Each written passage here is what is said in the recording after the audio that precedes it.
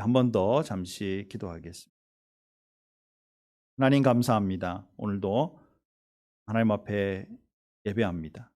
또 하나님의 말씀을 듣는 귀한 시간인데 하나님 이 시간을 주님께서 축복하시고 부족한 종을 세워주셨사오니 온전한 하나님의 말씀만 증거할 수 있도록 주님 역사하여 주옵소서. 우리 모든 성도님들 있는 초소에서 드릴 때 성령 하나님 그곳에 임재하여 주시고 한 분 한 분들마다 말씀을 통해 하나님의 음성을 들으며 또 깨닫고 감동되는 대로 행동하는 그리스도인으로 용기 있는 그리스도인으로 서갈 수 있게 도와주옵소서. 주님 부탁하오며 예수님의 이름으로 기도하옵나이다. 아멘. 사랑하는 성도 여러분, 지난 시간까지 우리 구약의 스바냐서를 우리 같이 말씀을 나눴었습니다. 그리고 이제 우리 큰빛교회가 다시 모이기 시작하면 이전에 우리 어린아이들과 함께 하던 교회 학교의 말씀과 우리 어른들이 같이 가는 그런 말씀을 준비하려고 했는데 아직 조금 더 시간이 필요한 것 같습니다. 그래서 이제 예전에 하던 것처럼 구약 한 책을 하면 신약에 돌아와서 신약의 한 책을 하게 되는데 이번에도 야고보서를 이렇게 이제 정했습니다. 야고보서 앞으로 5주간 5장까지 있기 때문에 5주간의 말씀을 이제 야고보서를 나누게 됩니다. 그리고 그 사이에 교회 학교와 모든 가정에서의 아이들 교육을 우리 교회 학교 선생님들과 담당자들이 잘 준비해서 이제 다시 이렇게 진행하는 그 일을 앞으로 시작하도록 그렇게 하겠습니다. 오늘 우리가 같이 나눌 말씀은 야고보서 1장 전체인데 성도 여러분, 야고보서 그러면 주로 뭐가 생각납니까? 행함. 그래서 믿음이 없는 행함이 없는 믿음은 죽은 믿음이다. 얘기함으로써 어떤 분은 심지어 그 행함이 믿음보다 더 중요한 것처럼 그 행함으로 말미암아 구원을 받는 것처럼 이렇게 생각하고 야고보서를 또 그렇게 보는 분들 정말 그런 것인지 우리가 한번 볼 필요가 있겠습니다. 말씀을 통해 전체적으로 우리가 살펴갈 필요가 있겠습니다. 오늘 야고보서는 사실 조금 신기한 책이기도 해요. 그래서 이제 서론부터 조금 책의 배경을 잠깐 살펴본 다음에 1장 빠르게 들어가도록 하겠습니다. 먼저 1장 1절에 보면 하나님과 주 예수 그리스도의 종 야고보는 흩어져 있는 12지파에게 문안하노라 라고 말하면서 저자가 야고보인 것을 분명히 말합니다. 저자는 야고보예요. 그런데 여러분 그 야고보 이렇게 놓고는 영어 성경을 보면 제임스 이렇게 되어 있습니다. 야고보와 제임스가 어떻게 연관이 돼요? 그죠? 이거 어디서부터 왔을까? 사실 많은 사람들이 고민을 합니다. 이 야고보라는 이 발음은요, 사실 야곱이라는 발음의 그리스어적 발음으로 변화되면서 야고보라고 바뀐 것입니다. 그런데 이 그리스어로 바뀌고 라틴어로 바뀌고 영어로 바뀌는 과정에서 이게 A도 첨가되고요. 그래서 제임스가 된 것입니다. 그래서 이게 사실 완벽하게 어떤 방법에 의해서 이렇게 됐는지 참 찾긴 참 어렵습니다만은 이 발음의 변환에 의해서 우리 예수님이라는 단어도 그렇죠. 원래 예수님이 예수라는 단어는 히브리어의 식으로 우리가 표현한다면 예슈아입니다. 예슈아. 근데 그게 영어 성경에서는 조슈아로 되게 되는 거예요. 그리고 스페니식 발음으로는 헤수스가 되게 돼요. 영어식 발음은 지저스가 되고.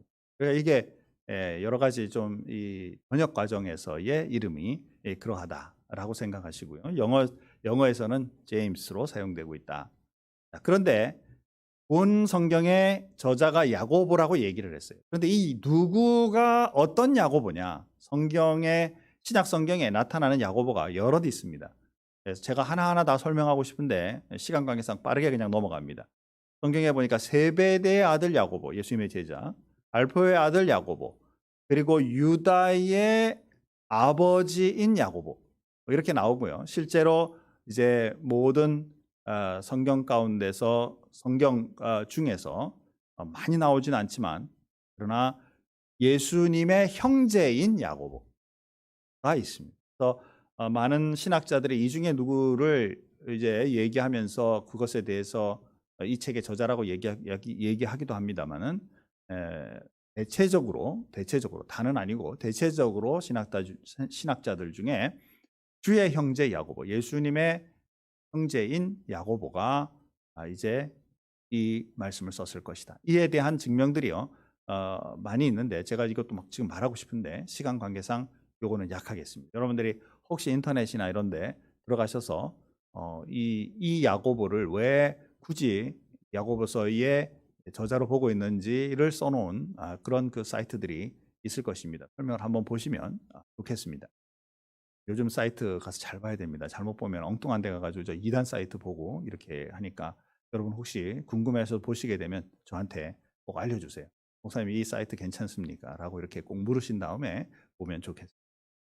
그래서 이 야고보, 특히 예수님의 동생인 야고보, 이 동생인 야고보는요 어린 시절에는 예수님이 메시아라고 믿지 않았습니다. 심지어 나중에 아주 나중에야 비로소 이 야고보는 예수님이 메시아시고 하나님이시라는 것을 고백하게 됩니다. 언제? 예수님 부활하시고.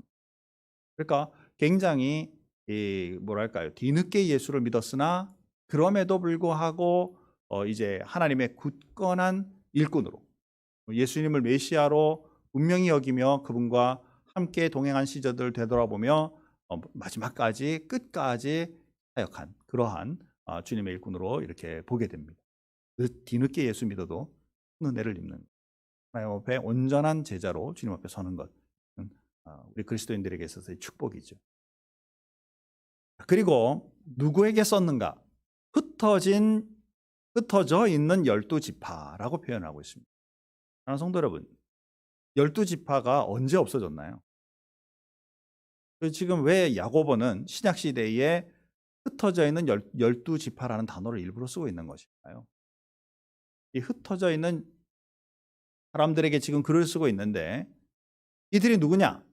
그래서 아마 상징적인 12지파의 유대인들에게 쓰는 것이다. 이렇게 이제 생각하는 분들이 있습니다. 그러니까 아직 하나님을 안 믿는. 그러나 그들은 하나님을 믿고 있기 때문에 우리가 생각하는 예수님을 안 믿지만 하나님을 믿고 있기 때문에 그들에게 쓴다 이렇게 생각하기도 합니다. 그리고 또 어떤 분은 그들은 믿는 유대인들을 12지파라고 말하지만 어차피 외적으로는 바깥적으로는 12지파라는 게 존재하지 않으니까 이 유대인들을 대상으로 해서 쓴 것이고 율법적인 면이 많이 나오기 때문에 그래서 믿는 유대인들에게 쓴 것이다 이렇게 보기도 합니다. 그러나 사실 우리는 그렇지 않습니다.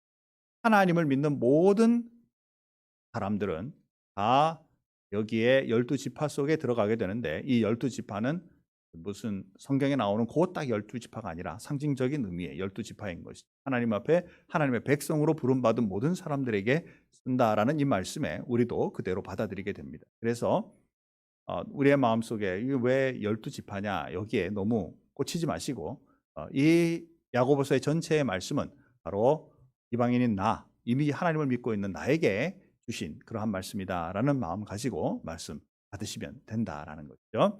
자, 다른 성경과 야고보서가 많은 그 신학자들에 의해서 비교되고 있습니다. 어떻게 비교되느냐면요.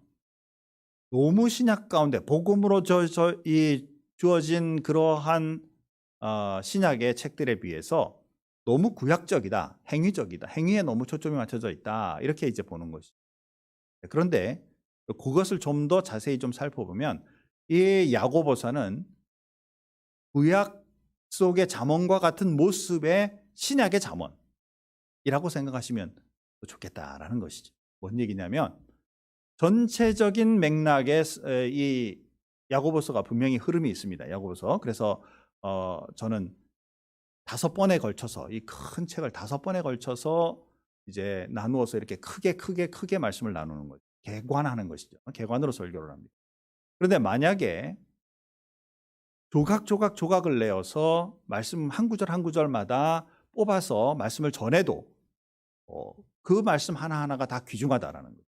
잠언의 말씀해 보시면 여러분 잠언 한 구절 두 구절을 딱 떼내도 전체 앞뒤와 크게 부딪히지 않으면서도 거기에 큰 의미가 있잖아요. 그런 것처럼. 그래서 만약에 이것을 개관 설교하지 아니하고 강해 설교, 한 구절 한 구절마다 설교한다면 이 야고보서는 1년 내내 설교할 수 있습니다. 1년 내내. 구절 따가지고 앞에 뒤에 전체의 말씀이 어떠한 의미인지 다른 성경에서 어떻게 나오는지를 말씀을 비교해 가면요. 이게 어마어마한 그 양의 말씀으로 전해질 수 있는 그러한 부분인 것이죠. 그래서 이제 1장을 제가 딱 떼서 지금 하고 있지만 여러분들이 들어가셔서 묵상하는 동안에 구절구절을 묵상하셔도 큰 은혜가 되는 책, 이게 바로 야고보서다라고 생각하시면 돼요. 예수님의 산상수훈과도 비슷한 부분이 많이 있습니다. 제가 시간상 이거 다 설명하지 않고요. 그 중에서 하나만 성경 구절을 비교해 보면 이렇습니다. 야고보서 1장 4절에 보니까 인내를 온전히 이루라. 이는 너희로 온전하고 구비하여 조금도 부족함이 없게 하려 함이라. 우리 그리스도인들에게 온전함이라는 게 사실 있나요? 참 힘든 거잖아요. 그런데 마태복음 5장 48절 예수님께서 산상수훈에서 말씀하신 그러므로 하늘에 계신 너희 아버지의 온전하심과 같이 너희도 온전하라 라는 온전한 말씀이 또 이 야고보도 동일하게 말씀하고 있는 것이다라는 거죠. 그래서 우리가 하나님의 말씀, 오늘 말씀을 통해서 이 온전하다라는 것, 우리가 온전하게 우리 스스로 이룰 수 없는 것을 알고 그것에 대해서 하나님을 의탁하고 주님의 모습을 닮아갈 수밖에 없는 것임을 우리가 분명히 아는데, 이 야고보서는 그런 면에서 상당히 비슷한 말씀들, 예수님이 하셨던 비슷한 말씀들이 재인용되다시피 또는 다른 모습으로 약간씩 변화되어 말씀하고 있는 모습을 여러분 보실 수 있다라는 것이죠. 또 다른 면에서 야고보서의 비교를 이제 할 때 신학자들 중에는 이 바울과 너무 다르다. 바울, 특히 갈라디아서나 로마서의 믿음으로 말미암아 구원을 받는다라는 말씀에 대해서 이 야고보서는 너무 행위를 강조한다, 이렇게 이제 보는 것이죠. 자, 그것에 대해서 이 바울의 강조점과 야고보의 강조점을 우리가 한번 간단하게 살펴보면 이렇습니다. 바울은 믿음에 대하여 하나님 앞에서의 의롭다라고 칭하심을 받는 것에 포커스를 맞추고 있어요. 그것을 강조하고 있습니다. 그런데 야고보는 그렇게 의롭게 하나님 앞에 여김을 받은 사람은 사람들 앞에서도 그렇게 살아야 한다라는 것에 중심을 맞추고 있다는 것이죠. 또한 믿음은 하늘에 계신 그리스도, 예수 그리스도가 중심이라면 우리는 그 그리스도와 함께 세상을 위해 그 그리스도를 나누고 함께 가는 것, 그 그리스도를 사람들에게 나누고 그들에게 복음을 증거하는 일이 우리의 행동으로 말미암아 우리에게 일어나는 일이다라고 말하는 것이 강조되어 있다라는 것이죠.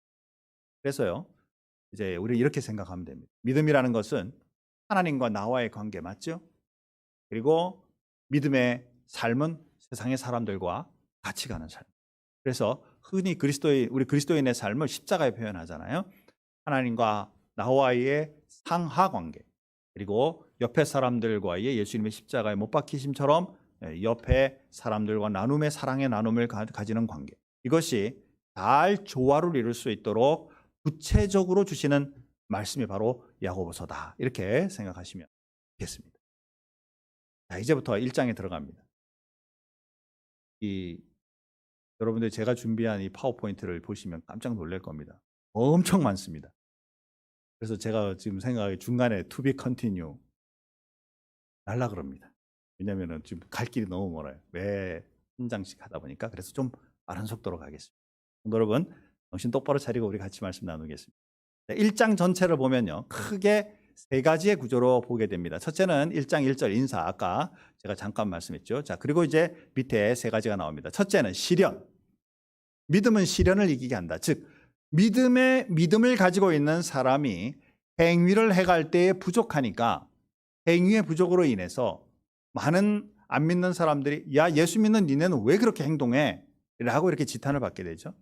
특별히 많은 행동들이 있을 텐데 그 중에 시험에 대한 행동이 믿음으로 말미암아 이길 수 있다라는 것을 먼저 이제 1장에서 같이 다룹니다. 그 중에서 시련을 이기는 믿음. 그리고 두 번째는 같은 시험인데 유혹을 이기는 믿음. 13절부터 18절 말씀까지. 그리고 마지막 27절까지 말씀은 말씀으로 더 그 믿음을 더 강하게 함으로 시험을 이길 수 있다라는 말씀을 가지고 세 개의 큰 타이틀을 가지고 말씀을 같이 나누려고 합니다. 자, 첫 번째, 시련을 이기는 믿음이에요. 사랑하는 성도 여러분, 성경에요, 시련, 시험, 그리고 유혹, 시험이라는 단어가 우리 성경엔, 특히 우리 성경엔 시험이라는 단어로 거의 다 뭉쳐져 있어요. 조금 바뀌어 이렇게 달라지기도 하지만, 그래서 다 시험이라는 말로 들게 되는데, 사실 여기에 말하고 있는 시련은 외적인 요소에서 나에게로 어려움을 주는 일들이 바로 시련이라고 할 수 있습니다.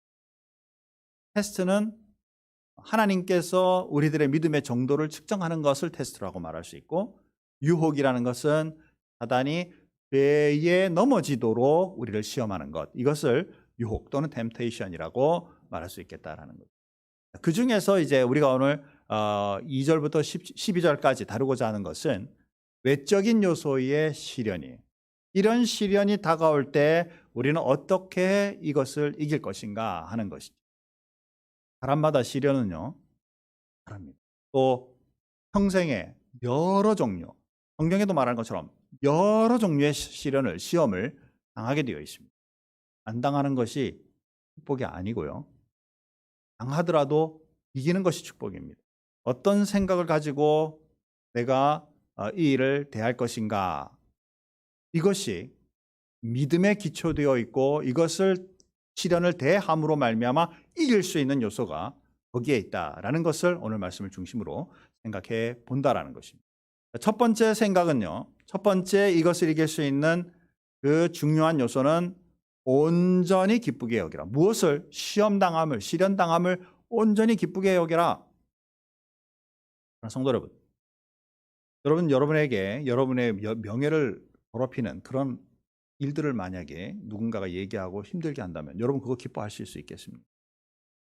내가 가지고 있는, 분명히 내가 가지고 있는 재산과 재물인데 이것이 여러 가지 사람들의 어려움, 공격으로 말미암아 지금 엄청나게 손해를 입어야 될 그런 처지가 있다. 이거 기뻐할 수 있겠습니까? 뭐 우리의 삶에 일어나는 시련에 대해서 기쁘게 여겨라. 이거는 이론이죠. 이거 이길 수 있겠습니까? 예수를 믿어도, 하나님을 따르는 사람인데도 불구하고 직접적으로 나에게 다가오는 이런 시련들이 나에게 오게 될 때 이길 수 있겠습니까? 성경은 근데 이것에 대해서 온전히 기쁘게 여기라 이렇게 표현하고 있다는 거예요. 자, 성경 말씀에 보니까 1장 2절 말씀입니다. 내 형제들아 너희가 여러 가지 시험을 당하거든 마치 if 구절처럼 되어 있죠. 만약에 너희가 이런 걸 당한다면 이렇게 생각할 수 있겠지만 원어 성경에서는 뭐라고 되어 있냐면 너희가 여러 가지 시험을 당할 때마다 이렇게 되어 있어요. 사실 인생 살아가면서 우리 모두는 여러 가지 시험을 당하게 되어 있어요.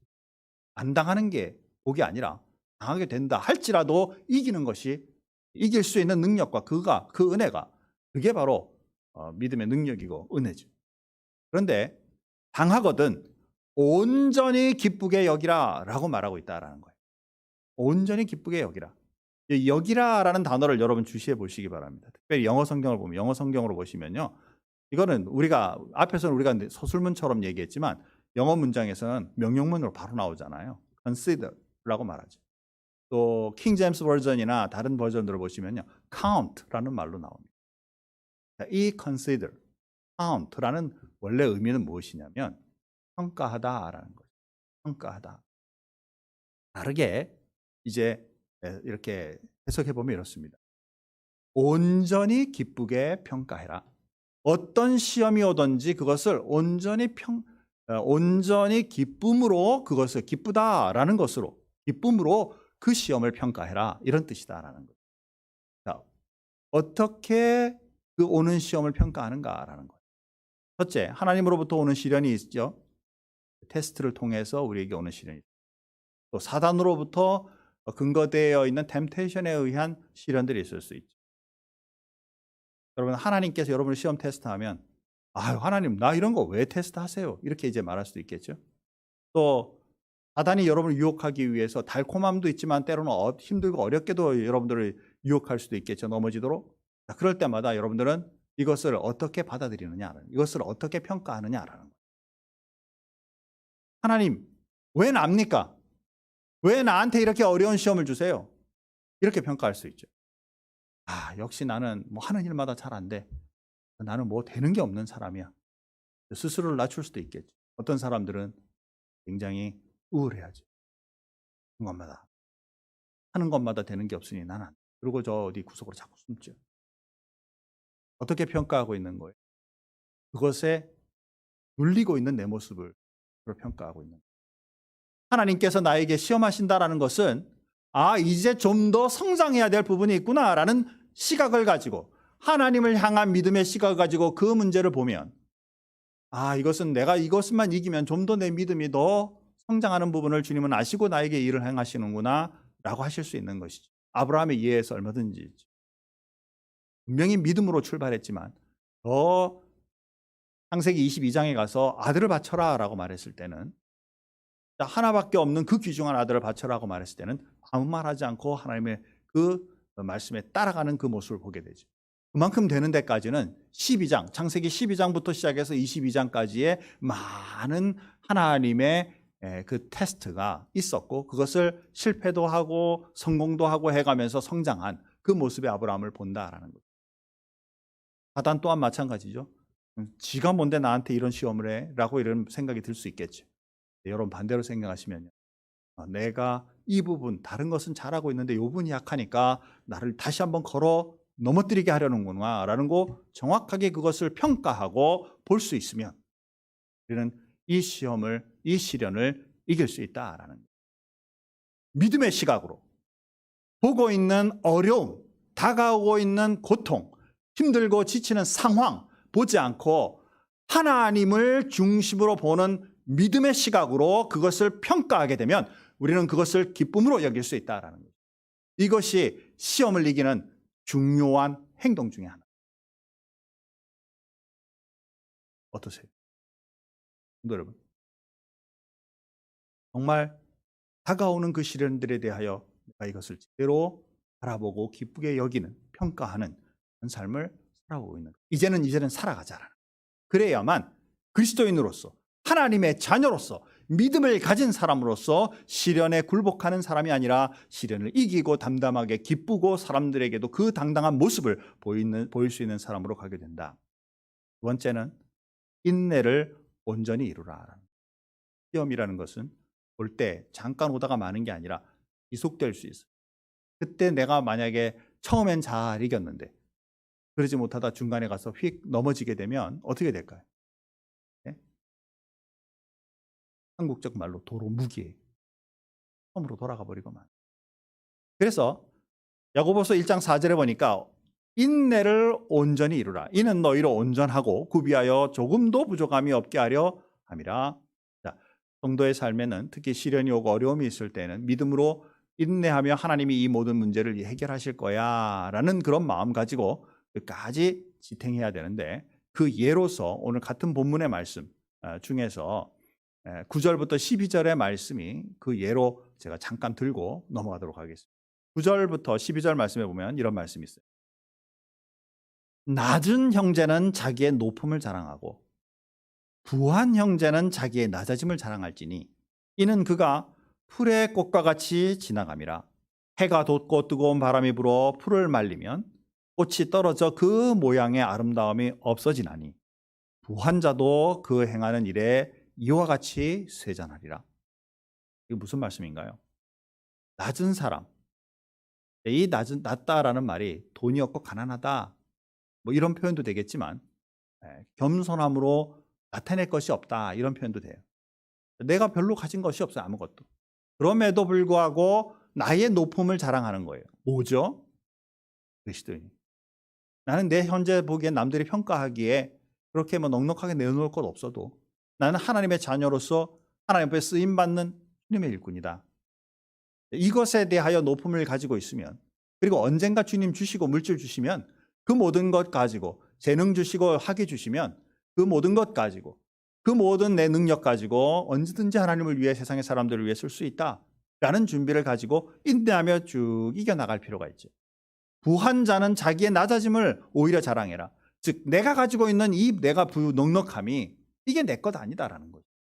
오히려 이 모든 것 언젠가 거두어 가실 날이 있고 풀에 이 정말 뜨거운 햇빛 속의 풀처럼 마르고 쇠잔할 날이 있을 수 있지만 그러나 내가 가지고 있는 모든 것을 언제나 겸손함으로 주님 앞에 쓸 수 있는 그런 사람으로 나는 평생 살아가련다.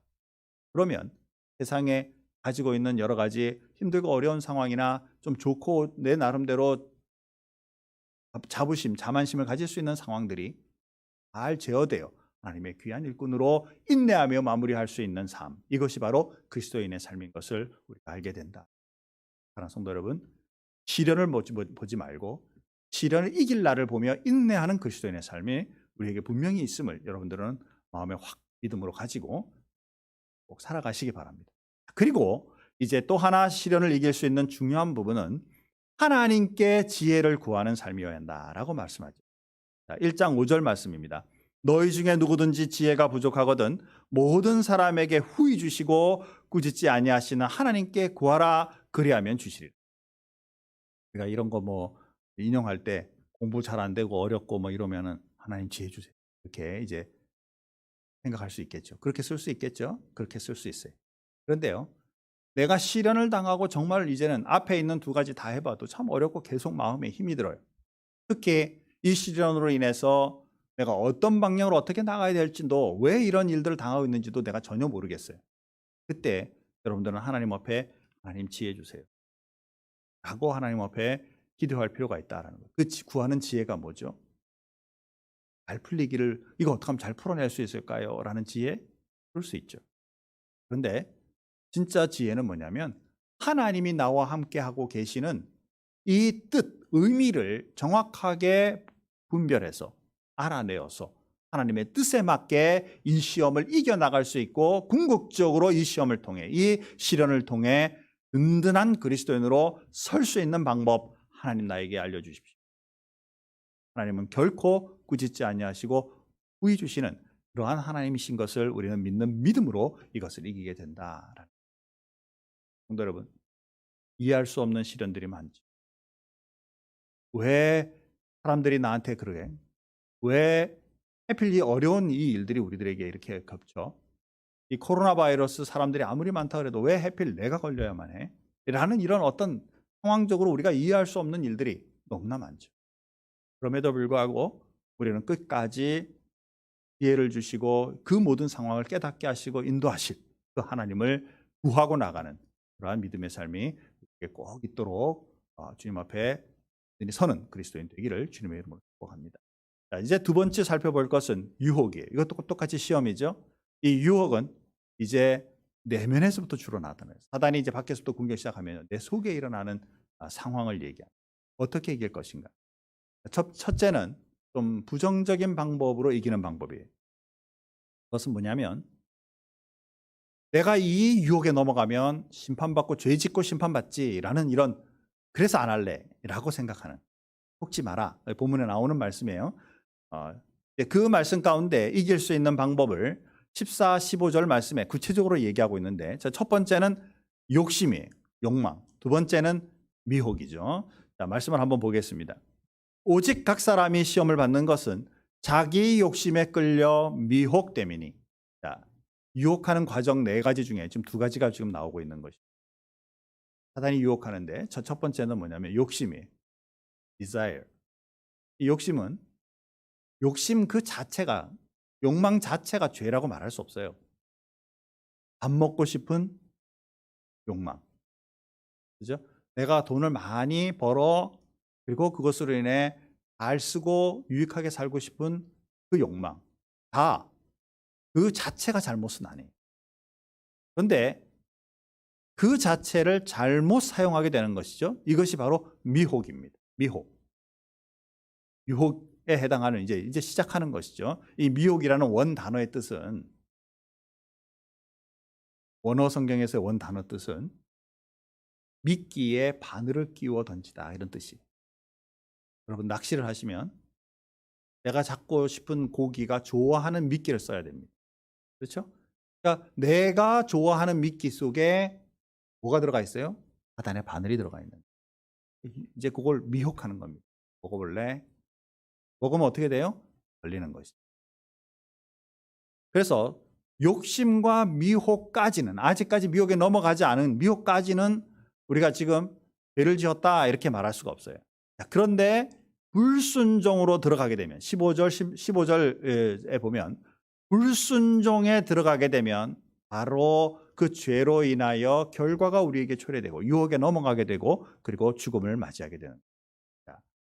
한번 1장 5절 말씀 보면 이렇습니다. 욕심이 잉태한 즉 죄를 낳고 욕심이 잉태한 즉 욕심이 나를 사로잡아 이제는 거기에 내가 완전히 빠져든 그런 모습, 이게 바로 죄가 된다는 불순종이지.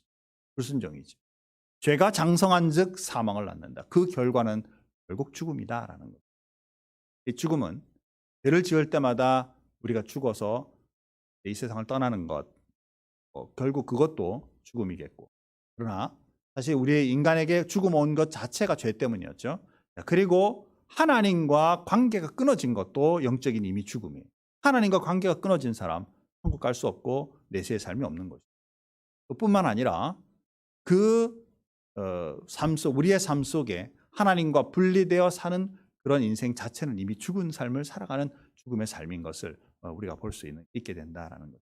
사랑하는 성도 여러분, 우리가 분명히 알 수 있는 것은 먼저 부정적인 방법으로 유혹을 넘어가지 않기 위해서는 이것을 지으면 나는 하나님 앞에 죄를 범하게 되고 죽음에 이르게 돼 라는 것을 분명히 인식하는 것. 두 번째 방법은 오히려 하나님의 선하심을 기억하면서 생각하면서 이기는 방법이에요. 78절 말씀에 나옵니다. 온갖 좋은 은사 하나님께서 좋은 것으로만 항상 주시죠. 온전한 선물 다 하나님께서 주시는 것이죠. 위로부터 빛들의 아버지께로부터 오나니 딴 데가 아닌 하나님께서 우리들에게 주신다라는 것이죠. 그는 변함도 없으시고 회전하는 그림자도 없으시다라고 말씀합니다. 성도 여러분, 하나님께서 우리들에게 주시는 것은 정말 온전한 것들이 주시죠. 그래서 하나님은 선하심에 대해서 하나님은 좋은 것으로 주신다. 이거 여러분 확신하셔야 됩니다. 시련이 다가오고 어려움이 다가올 때 내가 이 모든 것 지금은 어렵지만 분명히 이 결과는 좋은 것이다. 왜? 하나님은 선하신 분이니까. 또 하나님은 그 방법 또한 선하시다. 내가 지금 당하고 있는 것은 어려움이 있지만 이 결과에 대한 모든 것은 하나님은 선함으로 인도하신다. 모든 것이 하나님께로부터 온다. 내가 이 고통과 모든 것을 이겨나갈 때 오히려 이 유혹에 떨어지지 않고 내가 유혹으로 죄를 짓지 않는 방향으로 결정하게 될 때 하나님께서 하나님의 방법으로 하나님이 좋은 것으로 나에게 베푸실 줄 나는 믿는다. 그 하나님은 결코 변하시는 분이 아니시다라는 것을 믿음으로 딱 붙잡는 것. 이것이 우리 그리스도인들에게 있어서 유혹을 이기는 믿음이다. 행동하는 믿음이 되게 됩니다.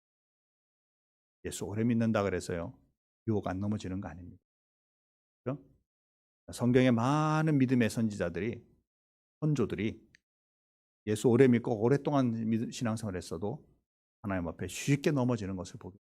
사단의 유혹은 주님 오시는 그날까지, 주님 앞에 서는 그날까지 우리가 늘 이기고 나가야 될 부분인 것을 여러분 확인하시고 믿음으로 이기는 그리스도인의 삶이 충만하기를 주님의 이름으로. 자, 이제 마지막 부분입니다. 말씀으로 이제는 우리의 행동을 이기자. 자, 첫째 방법은 뭐냐면 믿음을 온전하게 하기 위해서는 온유함으로 말씀을 받으라라는 것입니다. 말씀을 받아라. 자, 21절 말씀에 이런 말씀이 있는데요. 그러므로 너 모든 더러운 것과 넘치는 악을 내어버리고 너희 영혼을 그 능히 구원할 바 마음에 심어진 말씀을 온전히 구하라. 말씀을 먼저 구할 때, 믿음의 성장을 위해서 말씀을 구할 때 이것이 우리에게 있어 믿음을 돈독히 하는 데 가장 중요한 요소예요. 근데 이 말씀 바로 앞에 19절 말씀에 이런 말씀이 있어요. 내 사랑하는 형제들아 너희가 알지니 사람마다 듣기는 속히하고 다른 사람 말 들을 때요 빠르게 듣고요 말하기는 더디하고 천천히 답을 해주고요 정내기도 더디해라. 화도 천천히 내라. 이런 뜻이죠. 그런데 20절 말씀에 이런 말씀이 있어요. 사람이 성내는 것이 하나님의 의를 이루지 못함이라. 그러니까 결국에는 성내란 얘기예요. 성내지 말란 얘기예요. 그러니까 우리가 믿음으로 살아가면서 당하는 시련들을 당하고 많은 사람들로부터 환경들로부터 여건들로부터 아무튼 당하는 여러 가지 어려움들이 있을 때 그것에 대하여 우리가 이길 수 있는 중요한 방법은 우리의 마음의 세계를 탄탄하게 하는 것이죠. 하나님의 말씀을 받아들임으로 세상의 사람들이 말하는 것에 대하여 빠르게 듣고 뭔 말인지를 정확하게 판단을 하고 그리고 천천히 하나님의 말씀에 따라 잘 분리하여 분별하여 얘기할 수 있는 것은 하나님의 말씀에 근거되어 있다면 가능하기 때문에. 그리고 천천히 화내라. 화내선 하나님의 의를 이룰 수 없다. 그 모든 것도 이길 수 있는 사람이 되는 데까지는 온유함으로 하나님의 말씀을 받는 데 있다라는 것이죠. 우리 그리스도인들이 말씀 묵상을 시작해야 될 이유가. 그리고 두 번째로 보면은 이번에는 말씀을 행하라라는 것이죠. 실천하라. 잘 그 말씀을 묵상하고 그리고 그것에 대하여 실천하는 것. 1장 22절 25절 말씀해 보니까 너희는 말씀을 행하는 자가 되고 듣기만 하여 자신을 속이는 자가 되지 마라. 많은 그리스도인들이 잘 들어요. 하나님의 말씀 많이 들어요. 인터넷을 통해서든지 예배를 통해서. 그런데 행동을 하지 않으면, 누구든지 말씀을 듣고 행하지 아니하면 그는 거울로 자기의 생긴 얼굴을 보는 사람과 같아서 제 자신을 보고 나서 그 모습이 어떠한지를 곧 잊어버리거니와. 즉 하나님의 말씀 잠깐 듣고 참 좋은 말씀이야. 그리고 돌아서 버리는 사람은 거울 속에 자신을 보고 돌아선 사람과 같다라는 거예요. 거울을 봤는데 거기에 얼굴에 뭐가 묻어 있어요. 여러분 그러면 이거 안 닦고 그냥 뭐 묻었네 그리고 돌아서겠습니까? 행동으로 옮겨야 되겠죠. 그런데 그걸 안 하는 거예요. 하나님의 말씀으로 좋은 말씀이네 라고 내가 분명히 깨달았지만 그러나 그것을 행동으로 옮기지 않는 거예요. 그러니까 25절 말씀에 이렇게 말씀합니다. 자유롭게 하는 온전한 율법을 들여다보고 있는 자는 듣고 잊어버리는 자가 아니요 실천하는 자니, 행동하는 자니, 실행하는 자니 이 사람은 그 행하는 일에 복을 받으리라 라고 말씀합니다. 성도 여러분, 말씀을 잘 묵상한 다음에 그것에 대하여 회복, 즉 실천함으로 인하여 회복의 역사가 일어나야 되고 그 결과는 하나님의 복이 우리들에게 임한다라는 것이죠. 좀 전에 읽었던 말씀, 실천하는 자니 이 사람은 그 행하는 일에 복을 받으리라. 하나님의 말씀 묵상하고, 묵상이란 단어는 깊이 생각하는 것에 있지 않다 그랬습니다. 묵상이란 단어는 적용하여 그것을 실천하는 것에 있다. 그 사람은 복을 받는다라는 거죠. 제가 되게 좋아하는 시편 1편 1절에서 3절 말씀. 여기에 묵상하는 자의 축복이 있잖아요. 복 있는 사람은 악인의 꾀를 따르지 아니하며 죄인의 길에 서지 아니하며 오만한 자들의 자리에 앉지 아니하고 오직 여호와의 율법을 즐거워하여 그 율법을 주야로 묵상하는도다. 그는 시냇가에 심은 나무가 철을 따라 열매를 맺으며 그 잎사귀가 마르지 아니한 같으니 그가 하는 모든 일이 다 형통하리로다. 하나님께서 복을 주시니 안 되는 일이 없는 것이죠. 말씀 앞에 하루마다 내 자신을 살펴 그 묵상 가운데 나가고 실천의 삶을, 적용의 삶을 살아가는 그리스도인들 하나님 분명히 붙잡으시고 그 길을 여신다라는. 사랑하는 성도 여러분, 분명히 말씀에 이제 실천이 있는 그리스도인이 되도록 하십시오. 그리고 나서 중요한 26절 27절에 그 말씀을 나누는 사람이 되라. 이것이 믿음 성장의 아주 중요한 부분의 요소죠. 자, 먼저 말씀 나눌 때 입조심에 대한 부분이 나옵니다. 26절 말씀입니다. 누구든지 스스로 경건하다 생각하며, 중심이 뭐예요? 나죠. 자기 혀를 재갈 물리지 아니하고 자기 마음을 속이면 이 사람의 경건은 헛것이라. 즉 하나님의 말씀을 나누는 건 우리의 입인데 말씀에 꽉 붙잡혀 있지 않으면 우리는 우리 생각이 나가게 되죠. 스스로의 경건함이 나가게 되죠. 예수 오래 믿은 것이 나가게 되죠. 경험이 나가게 되죠. 그렇게 되게 되면 이 나눔은 결국 우리가 망가지는 거예요. 하나님의 말씀을 나눌 수 있는 사람이 되어야 된다는 것이죠. 그러니까 우리의 입을 잘 제어해서 이제 이 야고보서에 이 말씀 많이 잘 제어해 하나님의 말씀에 근거한 나눔, 그리고 더 나아가 그 말씀에 근거한 섬김, 그리고 세속에 물들지 않는 마음, 이것이 우리들에게 중요한 말씀이죠. 하나님 아버지 앞에서 정결하고 더러움이 없는 경건은 곧, 여기에 그리스도인의 경건은 곧 이퀄이죠. 고아와 과부를 그 환난 중에 돌아보고, 여기 고아와 과부만 돌보란 얘기가 아니에요.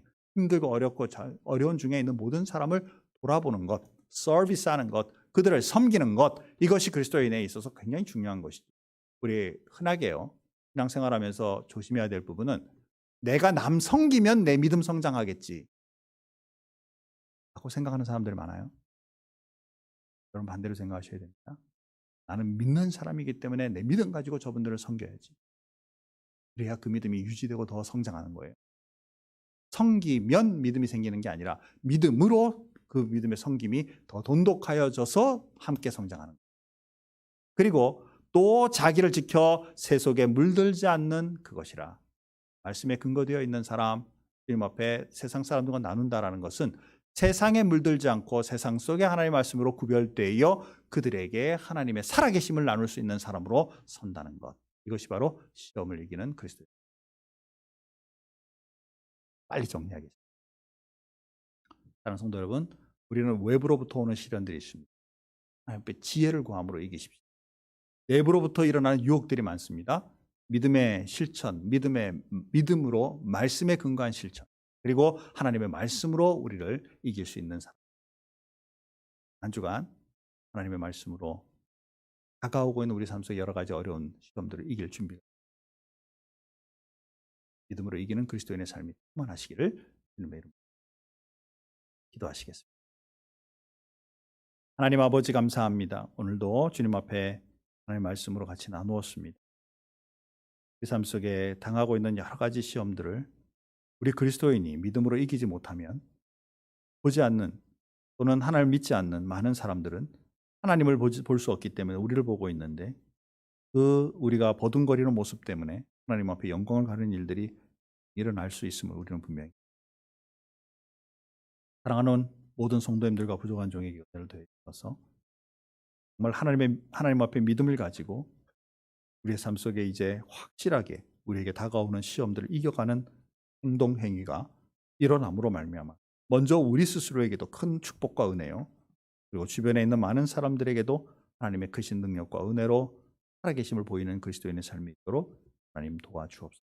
우리 큰빛교회 이 지역과 세상 세계를 향해 행동하는 교회가 되게 인도해 주옵소서. 주님 앞에 감사하오며 예수님의 이름으로 기도하옵나이다. 아멘.